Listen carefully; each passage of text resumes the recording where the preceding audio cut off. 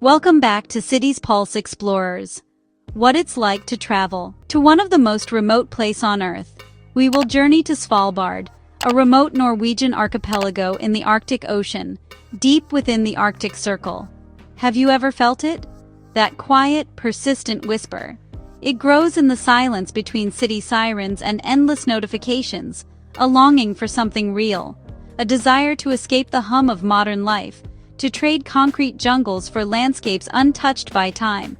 This is the call of the wild, a pull toward Earth's most distant corners, and into the heart of what it means to be human. What lies beyond the reach of our Wi-Fi signals and paved roads. We are explorers, always wondering what's on the other side. We climb, we journey, we seek. Today, the maps are filled in, but the spirit of adventure endures. Now, we search for the last pockets of true wilderness, where nature dictates the rhythm of life. The journey to the edge of the world, to Svalbard in the Arctic, begins with a single, powerful idea: to go where few have gone before.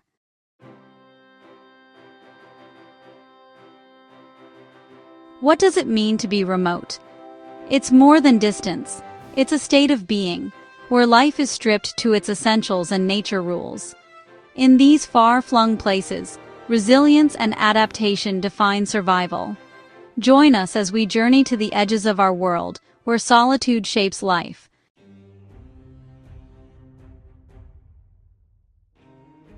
The journey to Svalbard begins where the paved roads end. In a weathered northern airport, rugged locals and pilots gather, bound for the Arctic's edge. Our twin otter lifts off, engines roaring, leaving civilization behind. Below, endless snow and frozen lakes stretch to the horizon, a hypnotic, beautiful wilderness. Suspended between worlds, the flight becomes a meditation, an escape into the wild unknown. The twin otter begins its descent over the frozen Arctic Ocean. Below lies a vast fractured sheet of ice. The pilot announces our approach to the sea ice runway. No concrete, just ice thick enough to support our plane. Terrifying and exhilarating.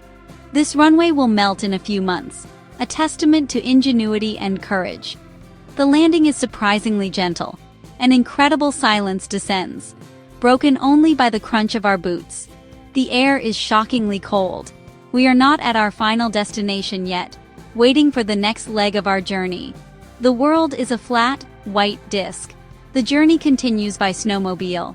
Our guides, local Inuit hunters, greet us warmly, masters of this environment. We bundle up in layers of fur and insulation. The roar of snowmobiles shatters the silence. The wind is relentless. Trust in the person guiding you. For hours, we travel across this landscape. To our guides, it is a map. They read the snow and wind with expertise. We pass majestic icebergs, frozen giants. The journey is rough and bone-chillingly cold, yet it is profoundly beautiful. As the sun dips toward the horizon, painting the sky in pink and orange, a dark line appears in the distance, a smudge against the endless white. Gradually, it resolves into the shape of land. This is the island, our final destination. It rises from the frozen sea, its dark cliffs stark against the snow. After days of travel, the end is finally in sight. Our guides pick a careful path through jagged sea ice piled against the shore. Faint plumes of smoke rise into the cold air, the first sign of life since leaving the plain. Soon, the village comes into view, a cluster of brightly colored houses clinging to a snowy cove. Sled dogs howl a welcome, their calls echoing in the crisp air. Pulling in, the snowmobile engines are cut, and silence returns, filled with a sense of arrival and wonder. This is it, the edge of the world. The journey is over, but the real adventure is just beginning.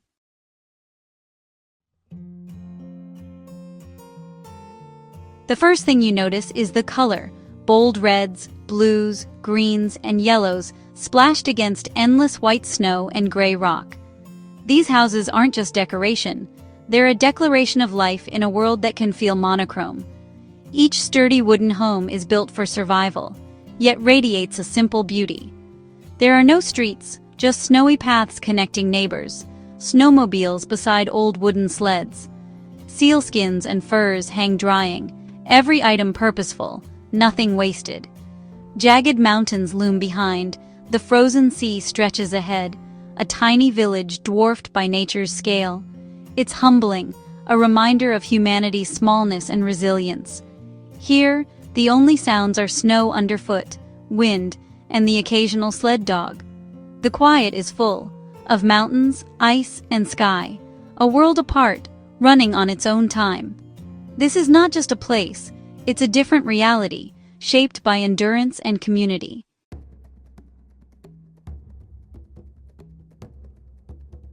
The silence here is alive, almost overwhelming at first.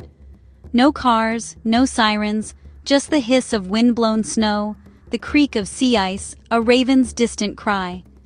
Without constant noise, your senses sharpen, the cold bites deeper, wood smoke smells richer, colors blaze brighter, thoughts grow louder, clarity settles in. Life's rhythm follows sun and season, not the clock. Winters draw people together indoors. When the sun returns, the village bursts with activity. Time flows in cycles, not minutes.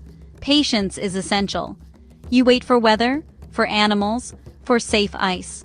This waiting teaches acceptance and observation, tuning you to the land's ancient rhythms. Here, control is an illusion. You learn to move with nature, not against it. It's a lesson in presence, humility, and letting go.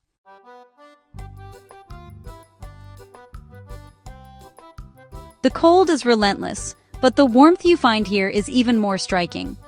Hospitality is immediate. A nod from a hunter, a child's shy smile, an invitation for tea. Survival depends on community. Trust and generosity are woven into daily life. Inside, homes are cozy sanctuaries, filled with family photos, carvings, and the aroma of stew. Stories and laughter fill the air, reinforcing bonds. This warmth is more powerful than the mountains or the silence. The harsh climate has forged a deep human kindness. Here, strength is found in togetherness, not in conquering the cold. Even in the Arctic's extremes, people create light and connection.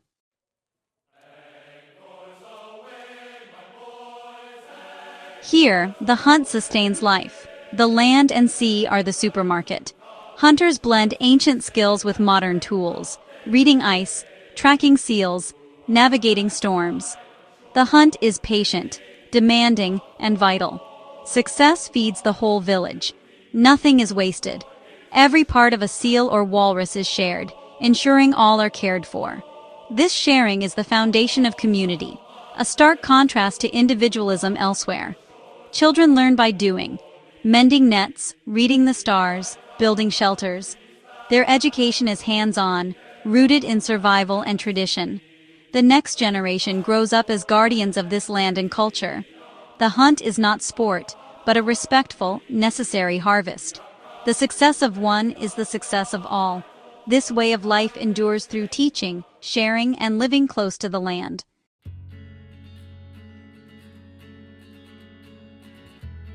Elders are living libraries, keepers of memory and tradition. Their stories connect the present to a past stretching back millennia. On winter nights, families gather to hear legends and lessons. More than entertainment, they're guides for living. Elders teach respect for nature, community, and survival. Their practical knowledge, weather, hunting, the land, is invaluable. Younger hunters seek their advice, trusting experience over technology. Elders are cherished, not sidelined. Their wisdom shapes the community. In a world obsessed with youth, this reverence for age is a powerful lesson. True strength lies in honoring the past while facing the future.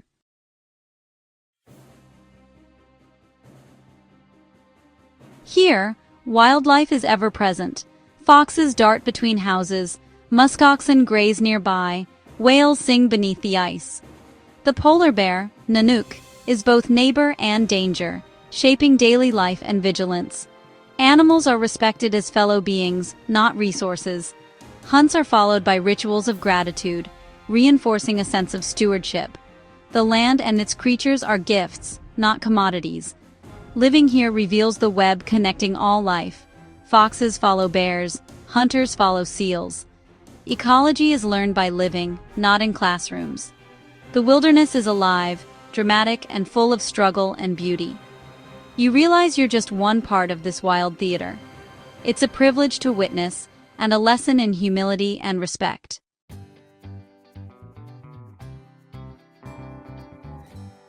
For half the year, the sun disappears below the horizon, plunging the Arctic into a long, dark night. The land glows with moonlight and the northern lights, while life turns inward, focused on warmth, creativity, and community. In this darkness, resilience shines, and the aurora transforms winter into a season of wonder.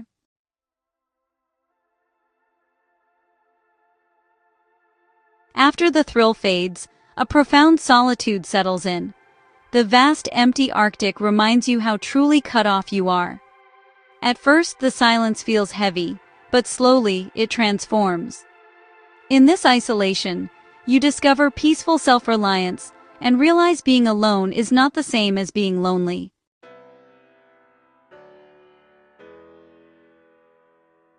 Amid the isolation and starkness, there are moments of pure awe that take your breath away. The northern lights shimmer above, a silent, ethereal dance across the sky. When the sun finally returns, it's a celebration, a symbol of hope and renewal. Even a polar bear's silent grace is a heart-stopping reminder of wildness. In these moments, you feel small, connected, and profoundly grateful.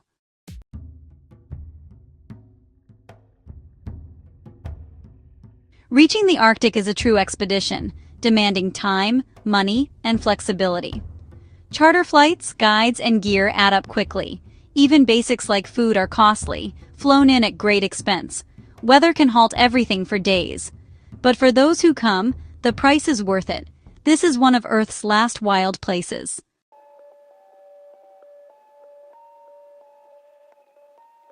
The Arctic's beauty hides relentless danger. Extreme cold, hidden crevasses, and unpredictable sea ice make every step a risk. Polar bears roam as apex predators. Here, respect and vigilance are survival. This constant edge sharpens your senses, reminding you with every breath of life's fragility.